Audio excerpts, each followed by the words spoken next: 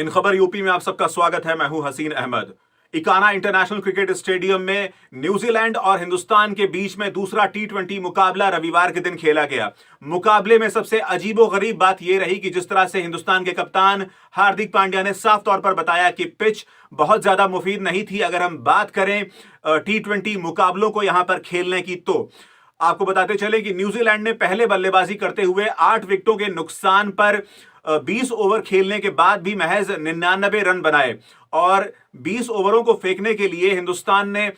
सबसे ज्यादा जो भरोसा दिखाया है 20 में से अगर हम बात करें 13 ओवरों की, तो वो सारे के सारे स्पिनर्स को दिए गए, क्योंकि बॉल को बहुत ज्यादा घुमाव मिल रहा था, बॉल को बहुत ज्यादा टर्न मिल रहा था। चाहे यजुवेंद्र चहल की बात हो, चाहे दीपक हुड्डा की बात की जाए, उसके साथ ही साथ वाशिंगटन सुंदर और कुलदीप यादव, ये 4 गेंदबाज लगातार स्पिन बॉलिंग कर रहे थे और 20 में से 13 ओवर करवाने पड़े सिर्फ स्पिनर्स के माध्यम से। आपको बताते चलें कि यहां पर तेज गेंदबाज को कोई खास फायदा नहीं मिल रहा था, लिहाजा हमारी जो तेज गेंदबाजों की पूरी एक जो कतार है उसको हटाकर स्पिन को यहां पर लाया गया, स्पिन को मौका दिया गया। उसके बाद जब हिंदुस्तान की बैटिंग करने की बारी आई, जब बल्लेबाजी का मौका मिला, तो हिंदुस्तान को भी खासी मुश्किलों का सामना करना पड़ा। स्पिन गेंदबाजी लगातार पूरे मैच में दोनों ही टीमों की तरफ से हावी रही, लेकिन बाद के वक्त में जिस तरह से हिंदुस्तान की टीम के लोअर ऑर्डर के जो बैट्समैन थे और मिडिल ऑर्डर के जो बैट्समैन थे, उन्होंने लगातार अच्छा प्रदर्शन किया, जिसके बाद यह मैच जीता गया। आपको बताते चलें कि जिस तरह से हार्दिक पांड्या ने पूरे मैच के बाद नाराजगी जाहिर करते हुए कहा था,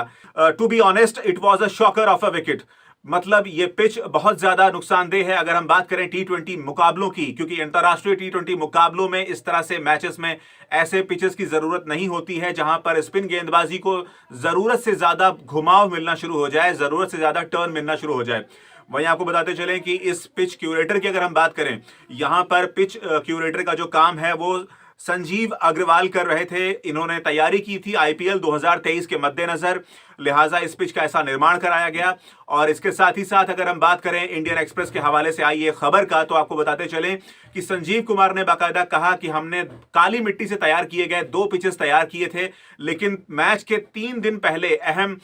मौकों पर हमें टीम मैनेजमेंट की तरफ से यह संदेश मिलता है कि हमें एक नई पिच का निर्माण करना पड़ेगा, एक नई पिच तैयार करनी पड़ेगी, जो कि बहुत ही ज्यादा कम वक्त है। और इतने कम वक्त में एक नई पिच तैयार करना, वो भी इंटरनेशनल मुकाबले के लिए, बहुत ज्यादा मुश्किल काम होता है। लिहाजा इतनी परेशानियों के बाद हमें ऐसी पिच देखने को मिली। बाकी मैच के पिच की अगर हम बात करें, तो उन्होंने साफ तौर पर कहा, संजीव अग्रवाल ने ये पूरा जो मामला है उसके बारे में साफ तौर पर बताया कि पिच क्यूरेटर टीम को इस बात की पूरी जानकारी थी, लिहाजा उन्होंने काली मिट्टी से तैयार किए हुए 2 पिचेस पहले ही तैयार कर लिए थे। लेकिन बाद के वक्त में जिस तरह से मैनेजमेंट ने बाकायदा गुजारिश की कि हमें एक नई पिच की जरूरत है और नया पिच बनाया गया, और उसके बाद इस तरह की जो मुसीबत है उसका सामना करना पड़ा। वहीं आपको बताते चलें कि साफ तौर पर इसकी जानकारी मिल रही है कि पिच क्यूरेटर संजीव अग्रवाल के खिलाफ एक्शन लिया गया है, कार्रवाई की गई है, क्योंकि पिच बहुत ज्यादा खराब थी और इसका पूरा का पूरा ठीकरा संजीव अग्रवाल के ऊपर फोड़ा गया। क्योंकि अंतर्राष्ट्रीय मुकाबलों में इस तरह से अगर आपको 17 आपको अगर देखा जाए तो जिस तरह से 20 ओवरों में से अगर 13 ओवर केवल स्पिनर से ही कराने को दिया जाए, तो वाकई इसमें टीम की क्या हालत रही होगी, टीम ने किस तरह से ये पूरा का पूरा मैच खेला होगा। ये अलग बात है कि हिंदुस्तान ये मैच जीत गया, ये मुकाबला हिंदुस्तान के नाम रहा, लेकिन बहुत ज्यादा परेशानियों का सामना करना पड़ा और हिंदुस्तान को अपने पेसर्स को यूज करने की जो उनकी एक रणनीति होती है उसमें खासा बदलाव करना पड़ा, जिसके बाद हमें यह नतीजा देखने को मिला। ऐसी तमाम जानकारियों के लिए बने रहिए इन खबर यूपी के साथ।